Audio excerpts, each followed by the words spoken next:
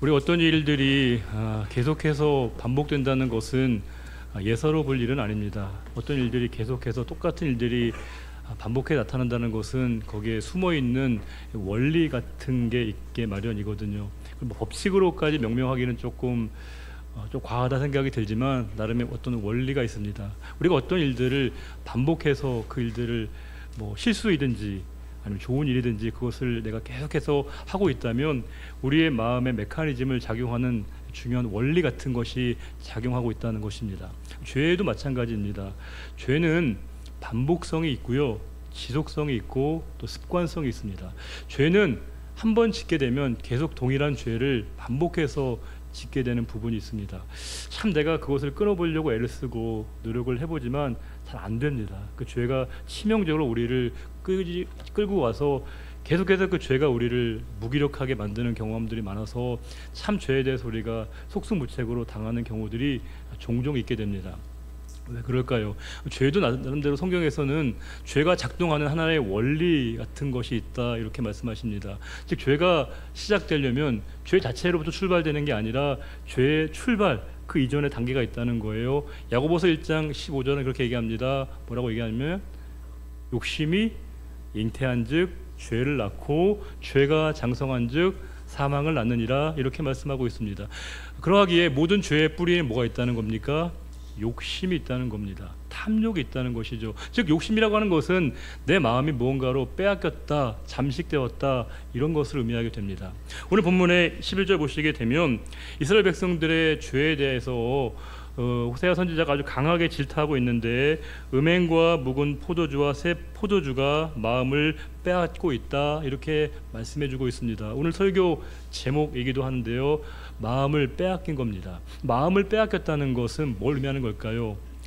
원래 음행과 이 포도주, 독주라고 하는 것은 내가 가야 될 마음의 방향을 잃어버리게 만드는 것입니다. 우리 인간이 가야 될 마음의 방향을 잃어버리게 만드는 것이 바로 술과 독주와 음행의 모습이라고 하는 겁니다. 우리 인간은 하나님을 향해 가야 되고요, 하나님을 향해 갈 수밖에 없는 우리 인간의 내면의 상태가 어그러지고 왜곡되고 굴절되게 되는 것, 그것이 바로 음행과 여기서 지적하고 있는 포도주가 갖고 있는 치명적인 한계라고 하는 것입니다. 우리 인간은 하나님으로 내 마음과 영혼이 채워져야 하는데 그 마음이 무언가로 빼앗겨 버리게 되면 우리의 영혼이 죄의 단계에 이르게 된다는 것을 의미하게 됩니다. 빼앗긴다는 것은 뭘 의미하는 걸까요?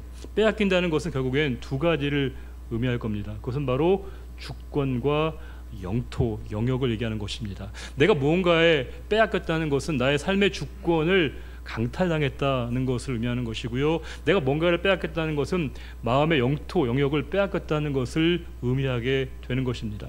우리는 내 마음의 주권을 빼앗기게 되어지게 되는 상태, 그것이 바로 죄가 갖고 있는 치명적인 문제라고 하는 것이고요, 내 마음과 영혼 안에 하나님 주신 마음과 생각으로 내 마음과 영혼이 채워져야 함에도 불구하고 내 마음과 영혼 안에 하나님이 주시는 마음과 생각이 아니라 다른 하나님으로부터 어긋난 생각과 마음과 감정들이 우리 영혼을 잠식하고 침식하게 되어지는 그 상태가 바로 죄의 출발점이라고 할 수 있습니다. 우리는 아담과 하와의 죄악도 보게 되면 아담과 하와가 지은 죄를 우리는 뭘로 이해하죠? 아담과 하와가 지은 죄의 출발점은 뭘까요? 우리는 아담과 하와가 지은 죄를 선과 악을 분별하는 그 열매, 선악과를 일명 선악과를 따먹었다, 이게 우리가 생각하는 죄의 핵심 아니겠습니까? 그러나 그들이 갑자기 가서 이걸 따먹은 게 아닙니다. 어떻게 된 거죠?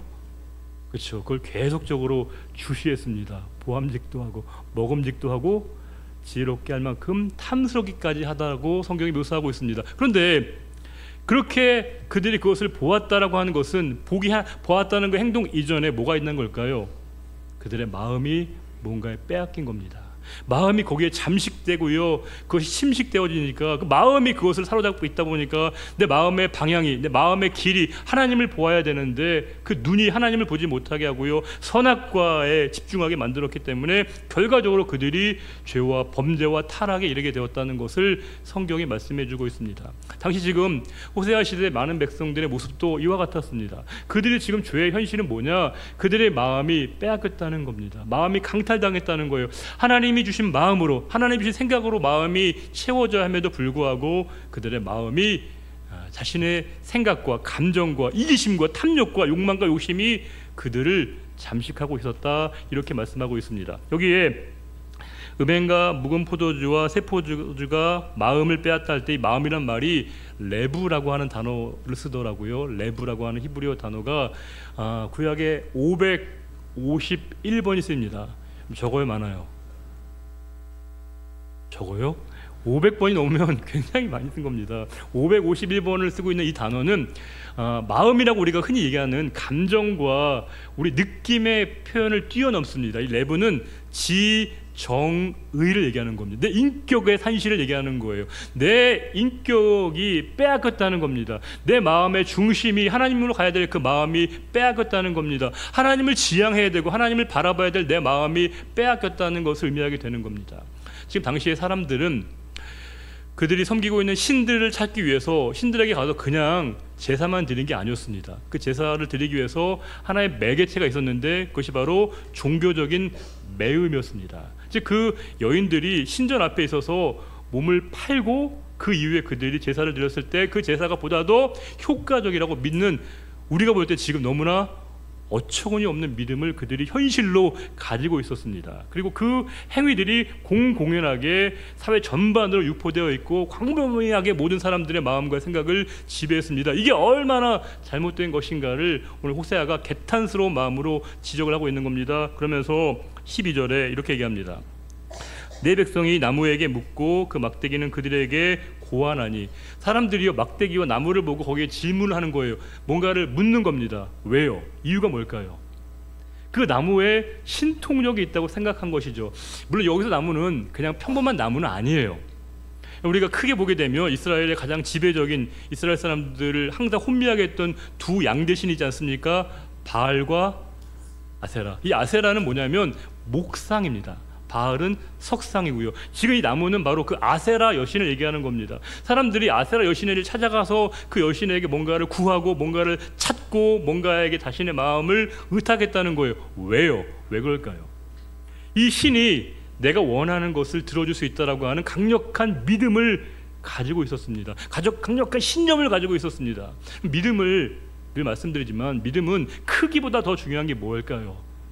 방향이에요. 한국교회 문제는, 우리 모두의 문제는 믿음의 크기의 문제라기보다는 우리 믿음의 방향이 하나님을 향하고 있지 않다는 데 우리의 문제가 있습니다. 하나님을 향해 가야 될 내 마음의 자리가, 하나님을 찾아야 될 마음의 자리가 다른 것을 찾고 다른 신에게 마음을 두는 겁니다. 이유가 뭘까요? 하나님을 따르면, 하나님을 구하면, 하나님께 나아가면 우리의 삶이 모든 게 다 이렇게 잘 풀리죠. 모든 게 어려움 없이. 어때요? 그러면 정말 목회하기 좋을 것 같아요. 진짜 좋을 것 같아요. 왜냐하면 얼마나 좋아. 여러분들을 감언이설로 믿기만 하라고, 기도만 열심히 하라고, 예배만 열심히 빠지냐고 드려보라고, 모든 게 잘 된다고 하면 여러분들 정말 목회하기 쉬울 것 같은데 성경의 메시지는 이와 매우 다릅니다. 하나님은 도리어 하나님을 믿고 따르게 될 때 우리가 고난을 감당하는 것이고요, 어려움과 시련을 겪게 된다라고 우리에게 말씀하고 있기에 신앙은 역설입니다. 반면에 아세라 신은 뭐예요? 풍요와 번영을 약속해 줍니다. 너희들이 나를 찾으면, 나를 구하면 너희가 필요한 건 내가 들어줄게, 내가 너희들의 그것을 이루어 줄게, 이렇게 외치고 있습니다. 우상을 많은 분들이 생각할 때 우상을 귀괴하고 흉측한 모습으로 생각하기 쉬운데 그렇지 않습니다. 우상은 놀랍게도 우리를 닮아 있습니다. 우리의 내면을 닮아 있습니다. 내 욕망과 욕심이 그것을 구체화시킨 것이 바로 우상입니다. 우상은 나의 욕망을 투사하는 겁니다. 우리는 내 욕망을 투사해서 그 욕망을 이루어질 수 있는 그 우상이 그것을 현실화시켜줄 수 있다고 하는 믿음을 우리가 갖고 있는 겁니다. 그래서 그 우상은 놀랍게도 우리의 내면의 모습을 너무나 많이 닮아 있다고 하는 겁니다. 지금 사람들이 이 아세라 여신을 찾고 있었던 이유도 그런 겁니다. 그 아세라 여신을 찾으면 너희가 원하는 것 내가 이루어 줄게, 너희가 묻는 것 내가 대답해 줄게, 이렇게 외치고 있는 겁니다. 그러나 오늘 말씀은 그것을 하나의 나무에 불과하다고, 막대기에 불과하다고 이야기하고 있습니다. 한낱 막대기와 나무의 그 마음을 빼앗겨버리는 우리 인간의 얼마나 연약한 현실을 보여주고 있습니다. 생각해 보시게 되면 다윗이 작은 막대기 하나 들고 많은 일들을 행하지 않았습니까? 그 다윗의 든 막대기는요, 아무것도 아닌 거예요. 그 힘이 없는 겁니다. 그걸로 어떤 일을 할 수 있는 게 아닙니다. 다윗의 막대기는 하나님의 손에 들려졌을 때만이 그 다윗의 막대기가 힘을 발휘하게 되는 겁니다. 막대기에 힘이 있는 것도 아니고요, 다윗에게 힘이 있는 것도 아닙니다. 하나님의 손에 들려진 것만이 힘이 있는 것인데 사람들은 막대기만을 보고 있고요, 다윗에게 마음을 두게 됩니다. 모세의 지팡이도 마찬가지입니다. 사람들이 홍해바다 앞에서, 그 거대한 바다 앞에서 딱 서 있는 그 모세의 지팡이를 보면 많은 사람들이 환호하는 건 뭘까요? 그 모세의 거대한 지팡이, 거기에 힘이 있는 게 아닙니다. 거기에 신통력이 있는 게 아닙니다. 모세가 능력 갖고 있는 게 아닙니다. 모세와 함께 하시는 하나님에게 능력이 있는 겁니다. 그래서 자꾸 우리는 하나님이 아니라 사람을 봅니다. 대상을 봅니다. 매개체를 봅니다. 그리고 그것의 마음을 빼앗깁니다. 그것이 바로 우상 숭배인 것이고, 당시의 사람들은 공공연하게 이 우상을 숭배했습니다. 그 이유를 오늘 12절 이렇게 얘기합니다. 내 백성이 나무에게 묻고 그 막대기는 그들에게 고하나니, 우리말 번역에 빠져 있는데 히브리어 번역에는 왜냐하면이라고 하는 키가 있습니다. 왜냐하면 그들이 음란한 마음에 미혹되고 뭐예요? 하나님을 버리고 음행하였다. 그들의 마음속에 하나님의 마음으로 채워져야 하는데 하나님이 아니라 다른 신으로 그의 마음이 빼앗겨진 그 상태를 영적 음행이라고 진단을 하고 있습니다. 그러면서 13절에 끔찍한 상황입니다. 읽어볼까요? 그들이 산 꼭대기에서 제사를 드리며 작은 산 위에서 분향하되 참나무와 버드나무와 상수리 나무 아래에서 하니 이는 그 나무 그늘이 좋음이라. 이러므로 너희 딸들은 음행하며 너희 며느리들은 간음을 행하는도다. 와, 정말 처참한 현실이죠. 사람들이 여기도 예배를 드리고 저기서도 제사를 드리고 사방에도 분향하게 됩니다. 원래 예배와 제사는 정해진 시간에 정해진 장소에서 예배를 드리고 분향을 해야 하건만, 사람들은 각자의 편의대로, 유익한 대로, 그들이 원하는 대로, 방식대로 하나님을 찾고 그들의 신을 구하는 모습을 보여주었다는 것입니다. 우리가 예배를 드린다는 건 뭘 의미하는 걸까요? 예배는 어떤 의미를 담고 있는 걸까요? 예배는 우리의 피조물적 지위를 인정하는 것입니다. 예배는 내가 피조물됨을 고백하는 것입니다. 우리의 삶의 주인이 하나님이심을 인정하는 게 바로 예배이거든요. 내 모든 삶을 하나님께 맡긴다는 것을 고백하는 것이 바로 예배입니다. 내가 부정되어지고 하나님이 드러나시는 것이 바로 예배이거든요. 그러나 이 당시의 사람들의 이 음행은, 우상 숭배는 철저하게 자기가 드러납니다. 나의 욕망, 나의 욕심, 나의 갈망을 현실화시켜줄 수 있는 대상을 사람들이 찾고 있습니다. 그런데 사람들이 사방에서 제사를 드리고요, 사방에서 분향합니다. 그들에게 주어져 있는 그 자유를 얼마나 그들이 오용하고 있는가를 보여주고 있습니다. 타락한 인간이 보여주는 가장 치명적인 문제는 뭐냐면, 우리에게 하나님이 주신 이 소중한 자유를 가장 부정적이고 가장 최악의 방식으로 우리가 이 자유를 행사한다는 겁니다. 하나님은 우리에게 자유를 주셨고요, 하나님께 우리가 나아갈 수 있는 기회를 우리에게 선택적으로 주셨습니다. 우리에게 주신 굉장한 놀라운 축복인데, 우리 인간은 이 소중한 자유를 너무나 부정적이고 너무나 최악의 방식으로 우리가 이 자유를 사람들이 행사한다는 거예요. 지금 그들이 자기가 원하는 대로, 편한 대로 그들이 제사를 드리고 하나님을 찾고 있고요, 그들이 분향하고 있습니다. 그러면서 그것을 뭐라고 생각하냐면 좋다, 이렇게 얘기한다는 거예요. 너무 좋다, 너무 편하다 라고 하는 거예요. 예배는 누가 좋아야 되는 자리입니까? 대답은 잘하십니다. 우리가 예배는 하나님이 좋으셔야 되는 자리입니다. 우리의 기쁨이 중요한 것이 아니고요, 우리의 기쁨은 후순위입니다. 하나님을 먼저 기쁘시게 하는 게 예배의 본질이죠. 하나님께 영광을 돌리는 게 우리 예배의 본질이어야 한다는 거예요. 우리는 은혜 받는 거 중요한 것이고요, 내 기쁨을 누리는 거 중요한 것이지만 그것은요 예배 본질이 아닙니다. 예배 핵심이 아닙니다. 예배는 하나님을 기쁘시게 하는 것이고요, 하나님을 만족해 하는 것입니다. 그럼에도 불구하고 모든 제반 종교는 철저하게 우리 자신에게 초점을 맞추고 있습니다. 무엇이 나를 기쁘게 하는 것이냐, 무엇이 나를 만족시키는 것이냐, 거기에 사람들의 관심이 있습니다. 그래서 그것을 이루어질 수 있는 신들을 사람들이 찾고 있는 그 너무나 안타까운 상황을 이 호세아가 지적하고 있습니다. 그러면서 사람들이 보게 되면 딸들도요 음행하고 며느리들도 간음합니다. 이게 있을 수 없는 일이죠. 이런 모든 일들이 가능할 수 있는 이유가 뭘까요? 사람들이 다 그 죄를 죄로 여기지 않습니다. 왜요? 모두가 다 죄를 지으면 그 죄로 인식하지 못합니다. 죄를 죄로 깨닫지 못합니다. 지금 그들의 모습이 딱 그러했습니다. 그럴 때 정말 두려운 말씀 14절입니다. 너희 딸들이 음행하며 너희 며느리들이 간음하여도 뭐예요? 죄를 범하고 음행하면 하나님의 따끔한 응징이 있어야 되거든요. 하나님의 처벌이 있어야 되거든요. 근데 뭐예요? 하나님이 벌을 내리지 않으시겠다 말씀하십니다. 남자들도 창기와 함께 나가며 음부와 함께 희생을 드리고 있다. 근데 하나님이 거기에 대해서 적절한 반응을 보이시지 않습니다. 우리가 잘못을 행하고 있는데, 죄를 짓고 있지 않는데 하나님 우리를 벌하시지 않으면 축복이에요, 축복이 아니에요? 하나님이 나에게 잘못을 내가 범하고 있고 악을 행하고 있고 불의를 범하고 있고 죄를 짓고 있는데 하나님이 거기에 무관심하다면 그 축복이 아닙니다. 최악의 심판을 받고 있는 겁니다. 우리가 잘못하면 하나님이 그것을 깨닫게 하십니다. 깨닫고 돌이켜야 됩니다. 근데 우리가 그것을 느끼지 못하고 하나님이 아무런 나의 삶에 간섭과 개입하지 않으시면 그 엄청난 하나님의 심판과 진노의 자리에 우리가 놓여 있다는 사실입니다. 제가 목회를 하면서 매우 조심스러운 말씀이지만 이런 생각이 들 때가 있습니다. 저분에게 개인적으로 찾아가서 이 말씀을 좀 드리고 싶은데, 이렇게 얘기하고 싶은데, 왜냐하면 저건 좀 아쉽다는 생각이 들 때가 있거든요. 그러면 어떤 부분을 좀 말씀드려서 좀 그런 행동들을 좀 태도나 모습 이런 것들을 바꾸도록 좀 조심스럽지만 분명하게 말씀드리고 싶은데 그게 별로 필요가 없습니다. 왜요?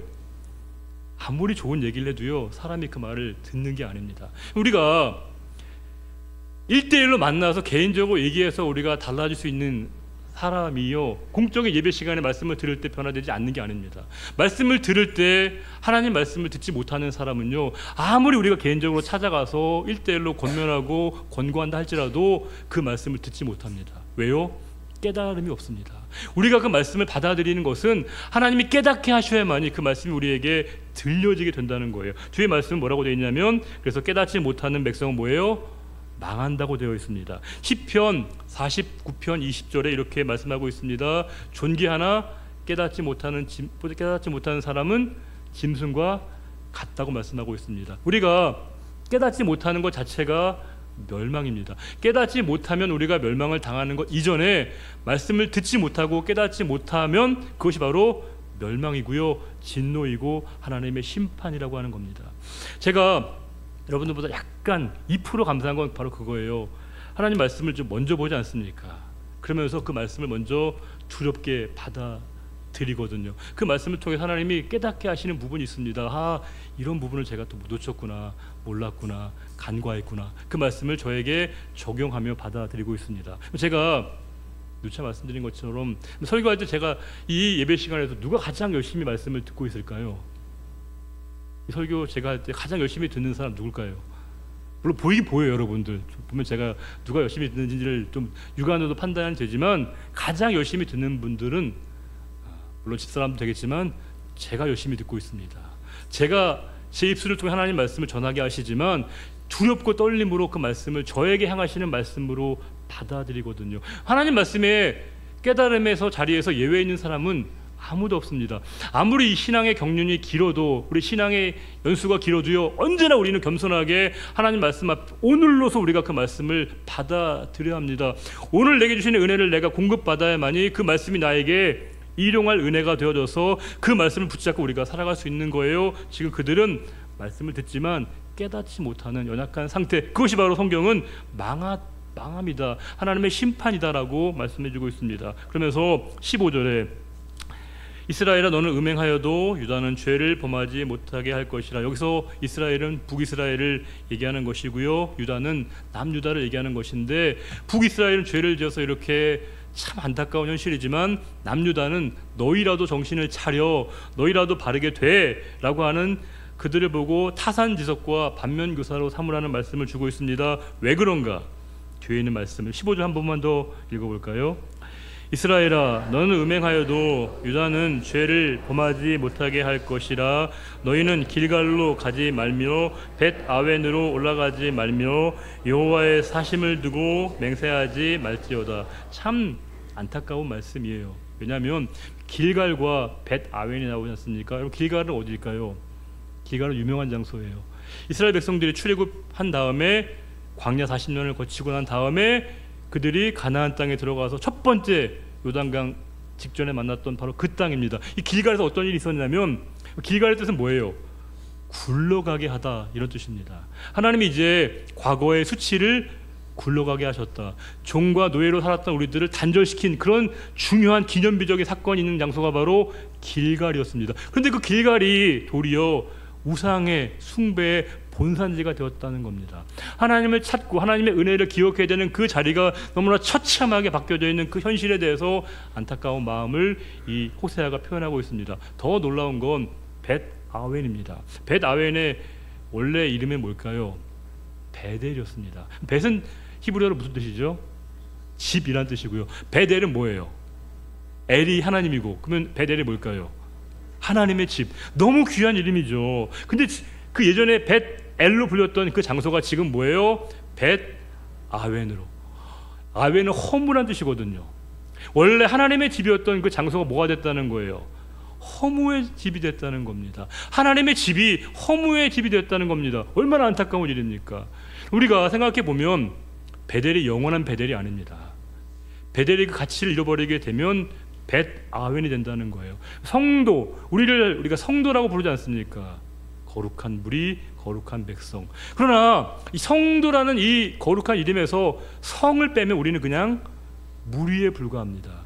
모임에 불과합니다. 우리는 모이기 위해서 모이는 사람들이 아닙니다. 그냥 무리가 아닙니다. 우리는 거룩한 뜻과 목적을 가지고 모인 하나님의 백성이라고 하는 거예요.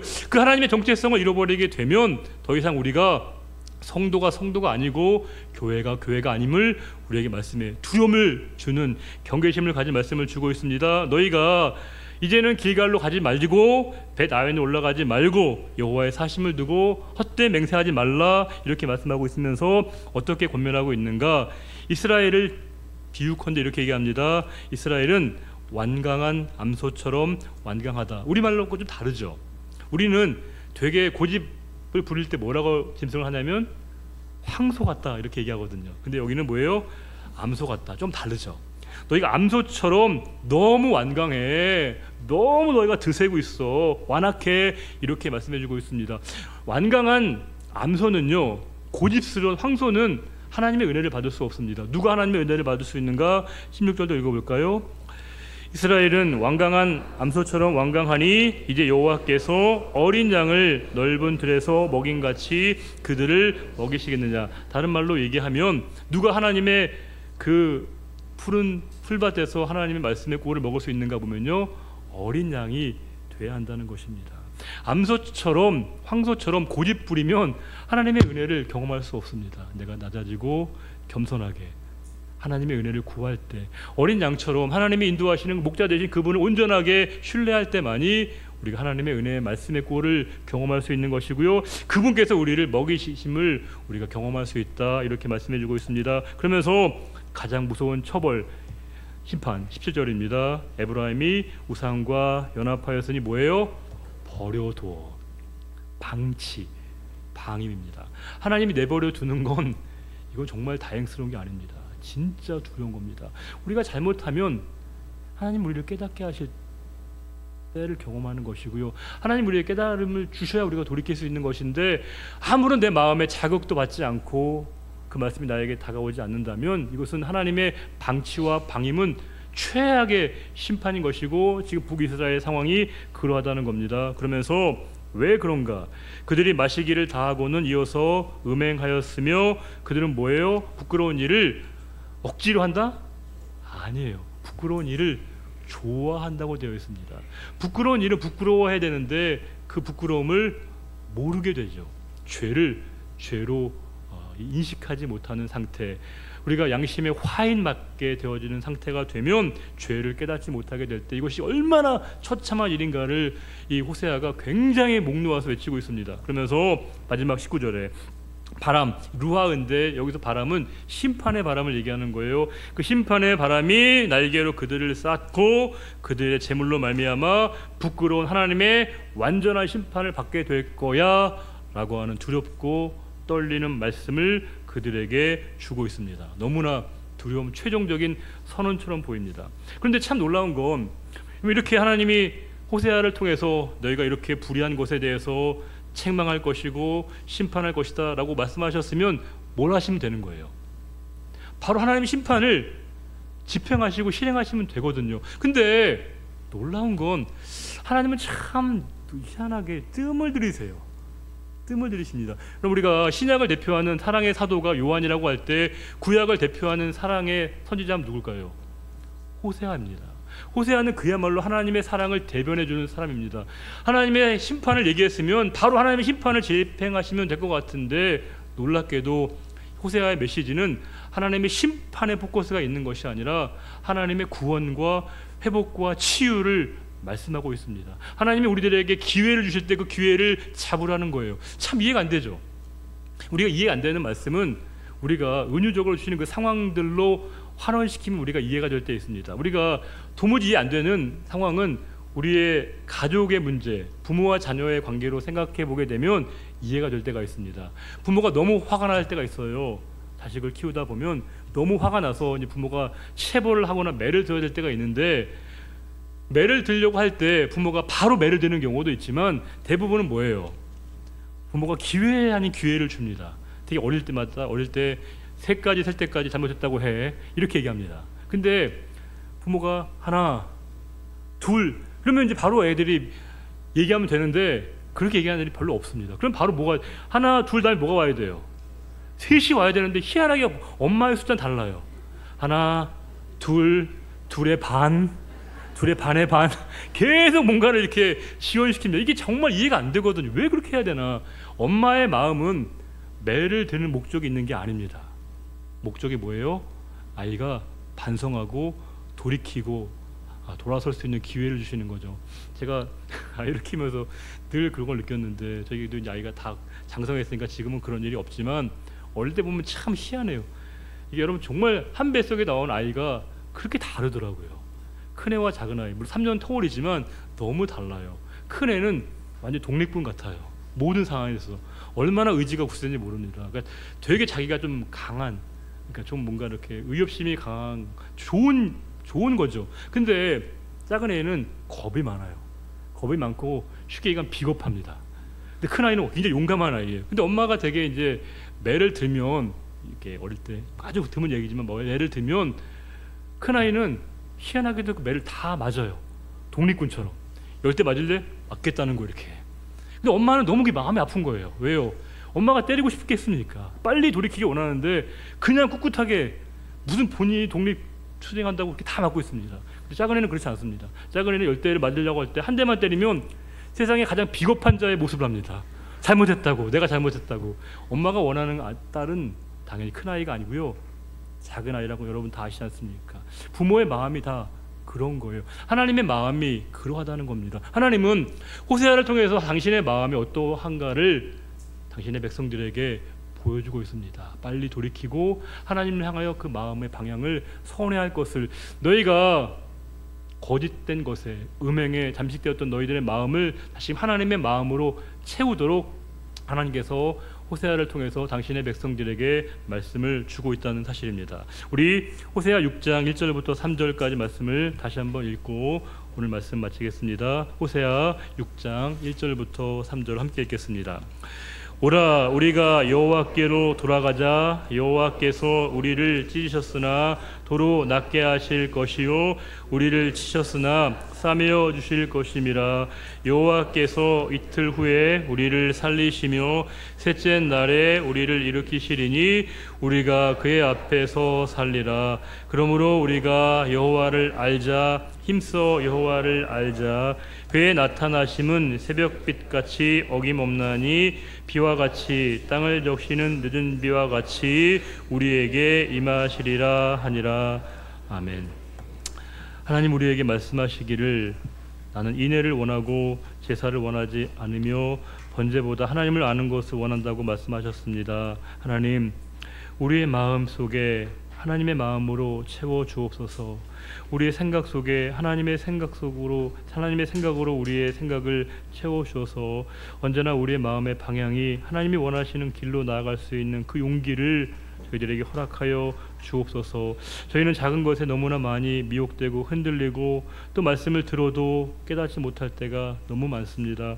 나에게 주시는 말씀 이것만 그 말씀을 애써 회피하고 방기하고 외면할 때가 있습니다. 주님, 우리에게 주시는 말씀을 아멘으로 받게 하시고 우리가 더 이상 완강암소가 아니라 어린 양처럼 하나님의 말씀 앞에 거하며 하나님의 뜻 앞에 순종하며 나아가는 우리의 삶이 되게 하실 것을 굳게 믿사오며 우리가 더 이상 벳 아웬이 아니라 베델로 나아가는 우리의 삶이 되게 하실 것을 믿사오며 거룩하신 우리 주님 예수 그리스도의 이름으로 감사하며 기도 올려드립니다. 아멘. 다 같이